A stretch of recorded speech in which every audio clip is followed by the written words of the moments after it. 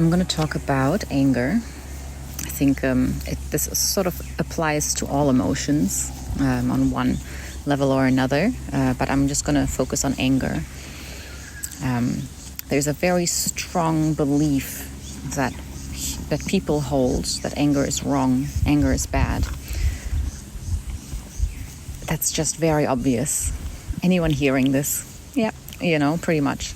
And I don't think I'm going to say anything other than that. I also, as everyone else, thinks anger is wrong, anger is bad. But we can break it down and see it we can step back and look at it as a whole instead of just seeing it from a very limited human perspective, ego perspective. Usually when we talk about anger, we really just we picture an angry person yelling, throwing things, violently abusing someone in one form or another. That's what I think of when I hear anger or acting it out. You don't think of anger, you don't picture someone sitting quietly and ruminating, You do think of it always as violence, as a violent act almost. So it is already quite different from other emotions, like sadness, for example. A lot of people would say, okay, sadness is a negative emotion, but it's not wrong. It's not something that we should stop and definitely not act out. But it is also negative. The harmful view isn't there for sadness as it is for anger, just because we have memories of what anger looks like and what sadness looks like and all the other emotions. So it's funny with sadness and anger can look exactly the same in a person. You can see them sitting quietly. One person is struggling with feelings of worthlessness, of loss, of grief, of whatever else brings on sadness. And the other person can be further along, struggling with anger, ruminating and thinking of, wow, I can't believe they did that, and I'm gonna, you're just sort of burning in your anger, and it looks the same on the outside. And from that perspective, you would say they're both negative emotions and you shouldn't have them because they're harmful to yourself. But that's all, that's it. Now sadness, acting out sadness is like, weeping, crying, sharing your story over and over, victimizing yourself, whatever it involves.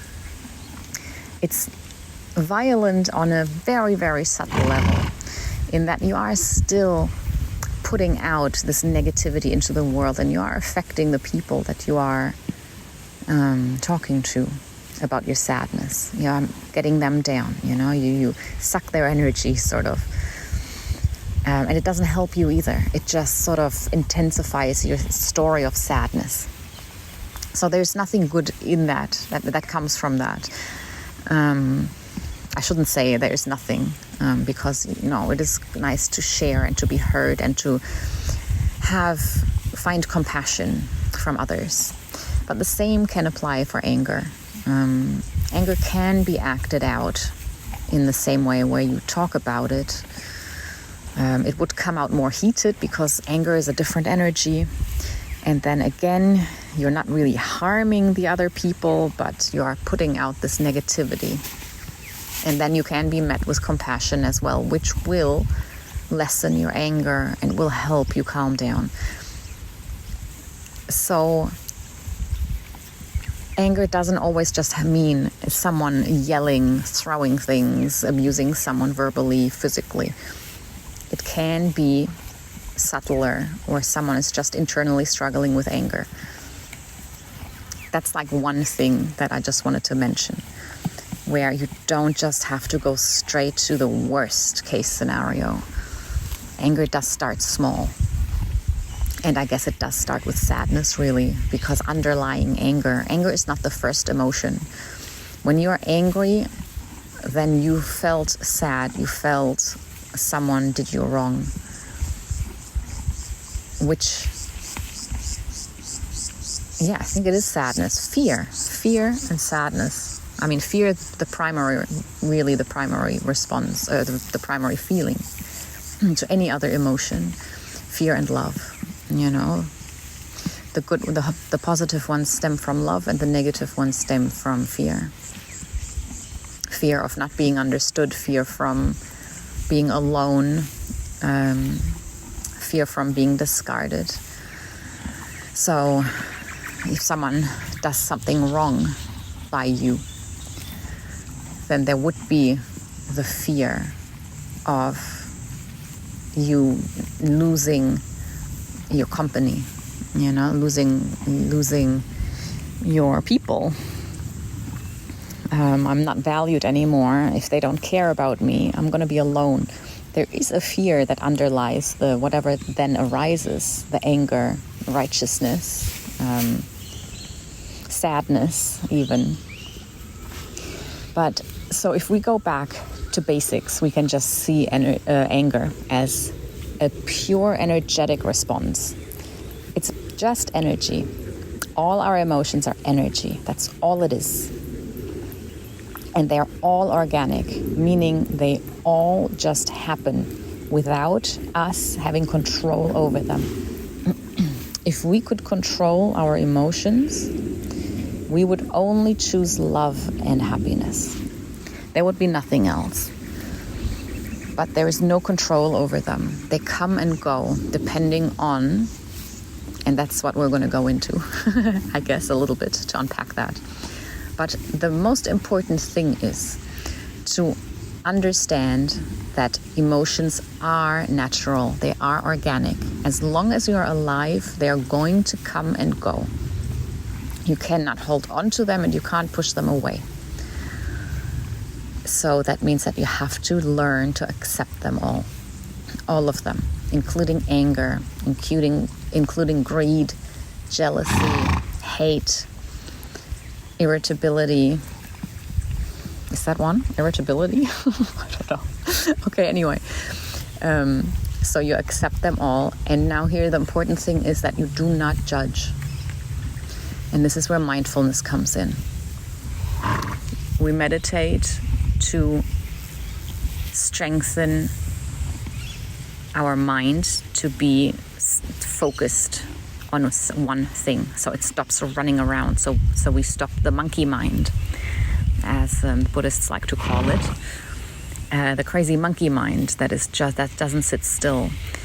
Meditation helps you with your mindfulness to be single-minded, to calm the mind down so you can work with it better. So emotions come, and instead of your mind jumping around like a monkey, it is now calm and under control so that you can focus on allowing the emotion to arise without judging it, even without naming it. You don't have to name it as anger, as hate. No labels are necessary. It's very important that you find that equanimity, that non-attached openness to receive the emotions that are arising and just seeing them as, this is my experience as a human being. This is what I'm dealing with. This is what has come up. And it's not even dealing with it. It's just, this is what I'm seeing. So first, no judgment. And then you don't suppress the emotion if you don't like it. At the same time, you don't identify with it. It is not, I am angry. You allow the anger to be there. So it comes up and you don't suppress it, because then you're just keeping it inside of you and it's going to do all kinds of nasty things. So you allow it to come up naturally, organically. You're living life, something bumped you in the world and it has caused this anger to arise because it's been there in you already. right? And now instead of pushing it back down and keeping it, we want to let it go. So we let it come up, we recognize it, we see it, we don't identify with it. Now this is not my anger, and now this is the story around it. This guy did this again, he's done it before, and I told him if he's going to do it again, and there's this whole story that is surrounding this anger. So our job is then to drop the story, whatever the story is, and you're going to feel like, if I drop it, it's not right. He should not have done that, or she should not have said that. And it's almost like I don't want to let it go, because then I'm letting them off the hook, right? There's this whole, I'm not going to let go. It won't serve me. So instead, you need to think, if I'm holding on and I'm not letting them off the hook, I am holding that anger inside my own body, inside my own being. And it is burning me from the inside out. You are hurting yourself. Letting go of the story and not identifying with your anger has nothing to do with what anyone else is doing or saying. Nothing. It has to do with you being kind to yourself, being compassionate enough with yourself to allow yourself to let this go, so that you can be free, so that you can be calm and at ease, and to let go of this poison. Now, let me just say again, the poison is not the anger, it is the story and the identification with it. That is what poisons you. The anger itself is just an energy. It does nothing. It won't touch you. It won't touch anyone else. It's just an energy. And you can very, very easily learn to let it come up without grabbing and just letting it pass again, like a cloud in the sky. They come, you see it, you're aware, you're not trying to pretend there are no clouds in the sky. It's just a cloud. There is no reaction, none. You are simply witnessing that there is this emotion, and that's it. There's no story to it. That's how it can go in peace. And then again, of course, the story comes from the ego, and it all sort of circles back to that. If there is ego, and you're identified as this person, my life, my story, my anger, my, whatever, my, me, then you're going to have attachments, you're going to have aversions, you're going to have clinging, and with that come all the emotions, and they're going to be really heavy, and they're going to be yours. It'll be your anger, and you're going to almost be proud of it, and you're going to fight whatever that anger is going to fight, and you're so involved and so lost in this identification that you're just going to suffer through every single thing that arises in your life. So the key is to recognize anger is only an energy. All of my emotions are completely organic. They happen to every single human being, to everybody in this world. I can accept them all. Because as a human being, this is its nature. This is my nature. This is the human nature. These energies come and go. You allow that to happen. You do not judge any of them. You develop mindfulness so that you can allow them all to come up without judging them, so that you don't suppress them and you don't identify with them.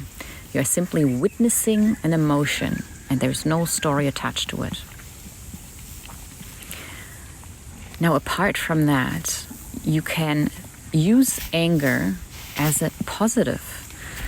That is, anger is a signal that there's something still in you that you're attached to. There is something still in you that grabs you, that sort of causes a reaction, a negative reaction in you. And that means that there is a seed in you that is anger, and that comes up whenever it's triggered by whatever it is. So you can actually use this, there's something there. Thank you for showing me that this caused anger to arise in me.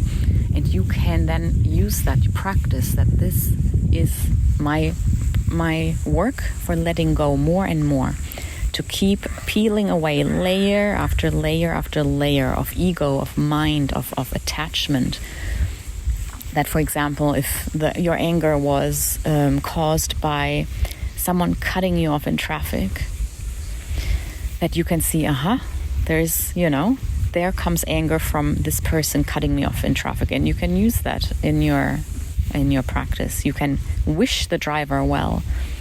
You can let go of judgment to the driver. You can say, I don't know what is going on in your life. I don't know if you're rushing to the hospital because your mother was in an accident. She's, in critical condition. And this person is cutting you off, has no clue what he's doing, just trying as fast as possible to get to the hospital to be with his mother. For example, you have no clue what anyone is going through. You are just reacting blindly. So this can be your signal from life, and you can say thank you for anger, for this anger to be here, and let me look what I am still creating stories around, where I'm still stuck. And you constantly use these negative emotions to keep letting go. Anger comes, I let go. I see what caused my anger, I let it go. In peace, in love, you send out kindness. You can do meditations, metta meditation, the loving kindness meditation.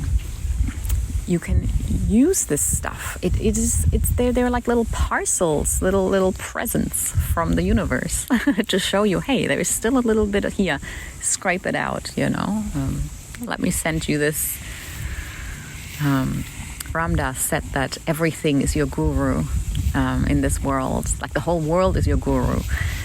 That any time there was something that got him to not be peaceful, that made him angry, he would see that as his guru coming in that disguise to test him or to tell him, hey, look what I got you to do. I got you to jump. Look at you, Look at you in your anger, like you silly man, And you can almost chuckle at yourself and go, it got me again, caught again. All right, I let go. It becomes a beautiful game. Yeah, there's nothing bad happening, especially with our emotions, especially with our ego. It's not a bad thing. It is a very natural human thing, a phenomenon that is so normal that instead of pushing it away and trying to change it all the time, we have to accept it. We have to hold it and use it to transform ourselves, or to awaken and to shed more and more of this person, so that we can live in a much lighter way, where we can embrace all of it, all of humanity, and live peacefully with it all.